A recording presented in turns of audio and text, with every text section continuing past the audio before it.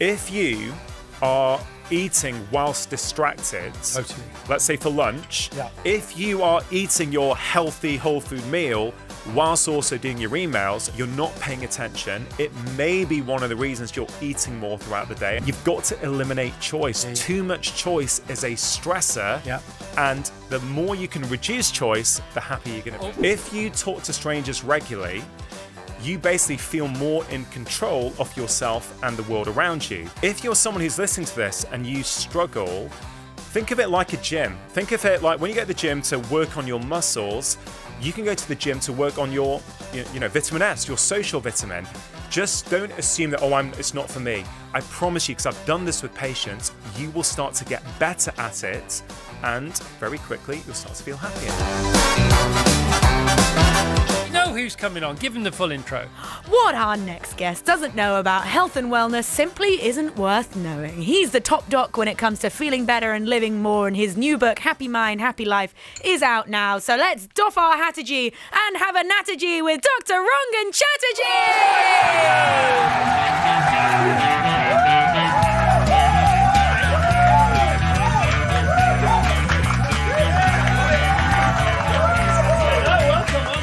I've got a copy of your book. You've got a copy of your book. Soon everybody in the world's going to have a copy of the book. How are you, mate? I'm good. I love this. Do you? Yeah, I love it. It's like podcast setup. I feel if my 18-year-old self could see me today. Oh my gosh. It feels like the 90s walking into TFI Friday, mate. I love it. Well, good. I mean, we're still here, and that's what we're celebrating. We're still here. You're still here. Your book is about happy mind, happy life, and we know that being happy is more than half the battle. It is. You're a happy chap. I am a happy chap. Always been that way? I think so. Inside you lose it, but hopefully it's always in there. Somebody once said to me, a leopard never changes its spots, but it depends where you were first time round. Exactly. Have your spots already changed? And you're going back home on the hero's journey of happiness. Yeah. Happiness is an inside job.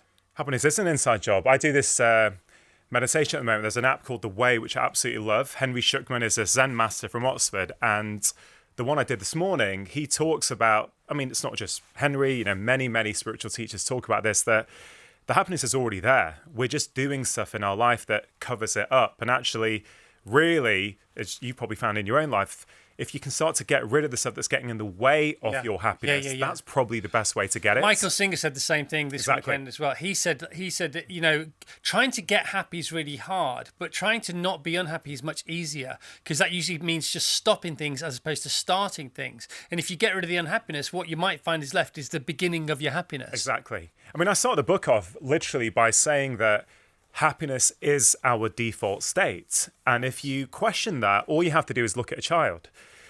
Anyone who's got kids or hangs around with kids will know they are naturally happy. They will just sit there and mindfully be doing a jigsaw puzzle for like an hour and a half. Yep. They're totally present. They're in the moment. I kind of feel society trains it out of us. And the point of writing this book is to show people that happiness actually can be considered a skill. And it's a skill that you can get better at if you know what to work on. The problem is these days is that many of us don't know what to work on. And that's why I wrote the book, basically. And you talk about the want brain. The want brain gets both barrels, doesn't it? The want brain, the part of the brain that kind of evolved earliest, that thinks that we need to get our bit and compete with others and make sure we've got enough food and we've got shelter. But we know from research that the want brain takes us away from happiness. We know because so much research has looked at people and phoned them up after you bought something new at the shops, after you've watched your favourite TV show, after you've had a chocolate bar.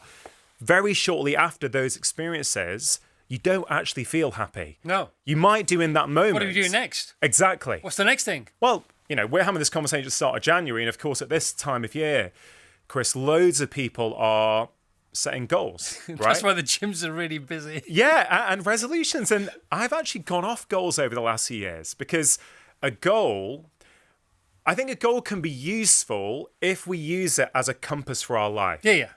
But set the goal and then forget about the goal. Because it's not about actually getting the goal. Because, I don't know, let's say it was to run a 10K. Yeah. If you only focus on the goal, you'll do the training to run the 10K. But what happens the day after the 10K? If all it was ever about was doing the 10K, then people stop running after these events. Yeah. And so, I mean, there's so much there, isn't there? This morning, I said I set an intention for 2026, which isn't a resolution, but it's doing one thing at a time. To the extent that I love having a bath. I got time for a bath. I'm very lucky. We got a bath. And I love reading. I love reading. Yeah. So I love to get in the bath and I love to read. The problem with that is I'm neither in the bath nor I'm reading. Yeah. So I'm not going to do that anymore. I'm going to read. I might have a bath and read, but I won't put so much effort into making the bath nice because I won't even feel it. Whereas if I really want a bath, I won't take a book and I'll just have a bath. Yeah, that's so interesting. It made me think of a study from the University of Birmingham. This is, I think, about 10 years ago, about food, right? If you are eating whilst distracted, Totally. let's say for lunch, Yeah. you eat more for the rest of the day. Oh my This gosh. is really interesting because everyone's trying to now, they're looking at diets, looking at all kinds of stuff, but not eating mindfully is a massive problem. It's like you say in the bath, you take all, you put in the Epsom salts or whatever you might want to do, have the nice bath, but you don't feel it because you're just lost in the book. Yeah. Nothing necessarily wrong with that. No. But if you are eating your healthy whole food meal whilst also doing your emails, you've got to understand that you're not paying attention. It may be one of the reasons you're eating more throughout the day. And I heard this the other day, Djokovic, know about Djokovic? Yep. Apparently, he always eats in silence. He won't have music on. He won't have anything on. He just wants complete silence. Now, of course, Djokovic is elite. He's the best of the best. But I find that kind of stuff really So interesting. do I. I love it. Chapter 10 in your new book, Happy Mind, Happy Life. Give yourself away. Yeah, this is basically saying, look, we have become a very self-focused, individualistic culture. And we're looking at what you said about the want brain before. What can I do to be better? How can I make more money? How can I have better work-life balance? I understand that. At the same time, we know that humans are happiest and healthiest when they're doing things for other people. There's so much research on this. People who spend money on other people over themselves get more value from that money and feel happy with how that money gets spent. We know that, alcoholics who regularly do acts of service have a lower rate of relapse and are significantly less likely to get depressed. Yeah. Well, being of service is in the 12 steps. It's one of the steps. Exactly. Yeah. So being of service is really, really important. And I put that at the end of the book. In fact, it's funny, in a lot of my books, the final chapter is about this theme because I recognize it as, a so-called self-help author. Guru. Well, You're a guru. a lot of what I ask people to do is about, well, think about your life differently. How can you make different choices? At the same time, the thing I feel uncomfortable about with that is that it can't all be done yourself. There is something about the human species that we're social animals and we need to do things for other people. Vitamin S. Tell us about vitamin S. Vitamin S, the social vitamin. There's a part of our brain that scientists call the sociometer, right? You're going to love this, Chris, right? I love it already. Chapter 6 is called Talk to I Strangers. love an ometer. Right? And it's a network of systems in your brain that is basically always scanning the external world for threats. Now, if you talk to strangers regularly, let's say on your way to work, you stop off in a coffee shop and you order your coffee. If you also thank the barista, say, have a nice day, thanks so much. The coffee you made me yesterday was so wonderful. You're busy today. Whatever blah, blah, it is, blah, yeah. your sociometer in your brain gets a signal. It gets a signal that the external world around you is safe. That and the premise of this book is that there are 3 ingredients to happiness: alignment, contentment, and control. Doctor, can I ask a question? You can do. This is because the stool is back. The stool is back. I love the fact Exactly, the the stool is stool's back. back. Tell us about the stool. The stool. Well, there's 3 legs to the stool. If you want to be happy, you've got to think about these 3 things. Love the stool. Each of the legs of the stool is important, but not enough in and of itself. You need all 3 ingredients. And you can break the legs of the stool. You can break the legs of the stool, and then you'll break your happiness. Right? See what I did there? Love right? it. So, Because you've stooled before, haven't you? I do, because I think my whole approach, Chris, is always how do I make these seemingly tricky concepts Triangulate easy to them. understand and make it practical for someone. Yeah. Talk to strangers helps the control leg. If you talk to strangers regularly, you basically feel more in control of yourself and the world around you. And look, for you or me, we're probably extroverts. We probably find this quite easy. We're either extroverts or introverts. I've not quite figured out yet. Yeah, but we don't find talking to people difficult, right? Generally speaking, you would have to say. Yeah. If you're someone who's listening to this and you struggle, think of it like a gym. Think of it like when you go to the gym to work on your muscles, you can go to the gym to work on your, vitamin S, your social vitamin. try going to the coffee shop today, if you go to the coffee shop, and see if you can just say one small thing to the barista. Yeah. Or if you're in the supermarket buying dinner, can you really look the supermarket checkout attendant in the eye and say, thank you so much, how was your day today? Yeah. Or when the postman comes, or the Amazon delivery driver, try it.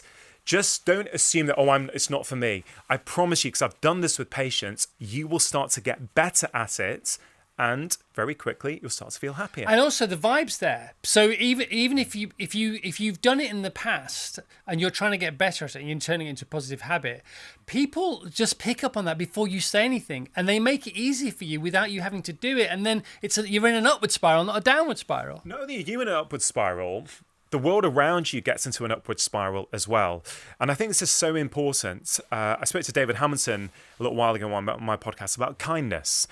And he shared with me how if you do one act of kindness to someone else, that is going to translate to at least 125 acts of kindness that day, if not more. Wow. Because the person who you are kind to is much more likely to be kind to the people around them. The people who they are kind to is, and the cycle continues. Why might we want to write ourselves a love letter? Because a lot of us don't treat ourselves with respect. We're not compassionate to ourselves. I didn't used to be for most of my life. So I'm not judging. I used to have a vicious inner voice, call myself a loser, all kinds of things if I didn't perform in the way in which I thought I was capable of. But we know from the research, particularly from Professor Kristen Neff, that when you talk down to yourself in your mind or out loud, that is a stressor on the body. If you call yourself a loser, or if you say something like, oh, silly old me, this always happens to me, it doesn't happen to anyone else. Something else. Right? We know from the research that puts levels of the stress hormone cortisol up. Yeah. That is a problem, right? So that whole chapter 2 is all about how you can start to become more compassionate with yourself. And we know it helps your blood sugar, it slows the rate of aging, it improves your immune function, and it makes you happier. And a simple way of doing it, as you said, is to write yourself a love letter. Now, a lot of Brits are going to literally cringe when they hear that. That's the sort of thing we might associate with America, for California. example. Right. But if you cringe at that, I would argue that it's perhaps an area in your life that you might benefit from working on. Yeah, the more you cringe, the more you should do something about it. Exactly. So can you write down 5 things? In fact, this is a challenge to anyone listening today, right now, okay? Today, at some point, can you write down 5 things you like about yourself? If you can't, can you start with 1 thing? Yeah. If you even struggle with that, and there's many people who do, there's many female patients I've had over the years, Chris, who really struggle to be compassionate to themselves. They're great for their partner, for their children, but they're not so good for themselves. I say, okay, imagine your auntie or one of your teachers at school. What would they write about you? Yeah. Start there, but self-compassion is key, particularly at this time of year. I was going to talk about inventories, which that's sort of one. Can you give us like 2 or 3 useful inventories that we could do today or this week over a cuppa? Start of the year. What's a useful inventory? What do you mean an inventory? An inventory, like when you say self-examination or analysis of your behaviours. Yeah, I'd say, okay. Because it's never what we think, for example. So Tash and I were talking about it yesterday, about, when we used to drink, had we written down what we drank, it's always more than you think it is. Those, when the facts stare you in the face of your own life. What might be useful there? Okay, a daily one I think is a really good one is 2 questions to ask yourself every evening. Yeah. Okay, what went well today? Uh-huh. And what can I do differently tomorrow? They are so simple, but they are deceptively effective. What went well today is self-compassion. It's basically saying no matter how busy, stressful, whatever happened today, your boss was not very nice to you, whatever, what went well, because you can always find something that went well. I've done this with patients who are super depressed. You can still find something that went well, okay? So that's that deals with compassion. And then the second one is, what can I do differently tomorrow? That recognizes that actually we can always probably make different choices in life. We don't need to beat ourselves up. We don't need to guilt ourselves or shame ourselves into change. But you can go, you know what? What went well today? Okay. Even though work was busy and traffic sucked at the end of the day, I still made my family a home-cooked meal instead of ordering a takeaway. Yeah. Okay, great. That's one thing that went today. What can I do tomorrow? Actually, you know what? Today, the reason I had so much coffee and sugar was because I stayed up till midnight last night watching Netflix, so I was tired.